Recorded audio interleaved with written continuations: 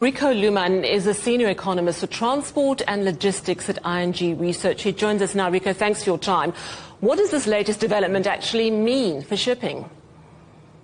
Yeah, there's a lot of uncertainty, clearly. So there's no safe passage possible. So it's still a lot of wait and see.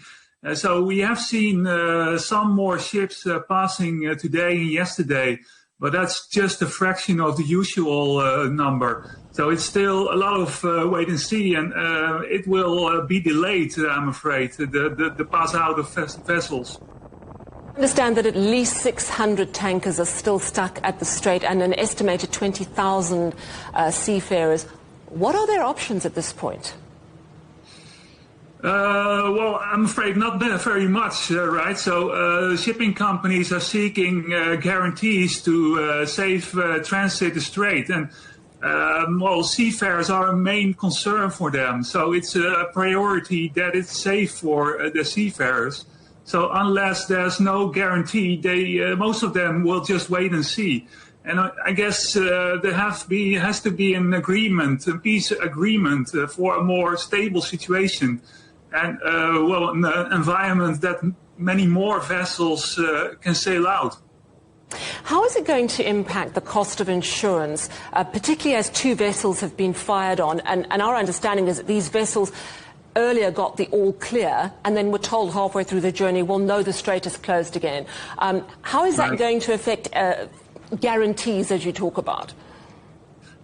Yeah, we know that insurance premiums are still pretty high, so there's war clauses still applicable here, and consequently rates are high, elevated still, so there's not much of a change yet here. So it's also waiting for an agreement in order to see a reduction of insurance premiums. And this is also a factor in play for considerations of shipping companies.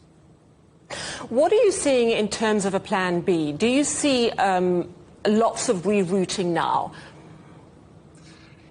There's a lot of restructuring in global supply chains indeed. So that's especially the case for energy products, of course, but also for containers, which are now going over land into the Middle East. So a lot of disruption here. You can see this reflected in tanker rates especially. So this needs to be settled, and this will take time after there will be an agreement. How is this going to affect the economy? You know, there was some hope this time a day ago. We know the ceasefire is just a few days away from expiring, and vastly different interpretations between Iran and Washington. How is this going to affect the global economy and us, the consumers?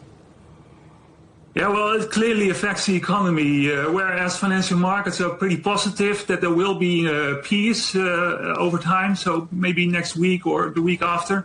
But for the economy, it's a matter of much more inflation. We've seen energy prices going up over 20%, and this trickles through the value chain. So that means also a higher cost for industrial inputs and eventually also high food prices.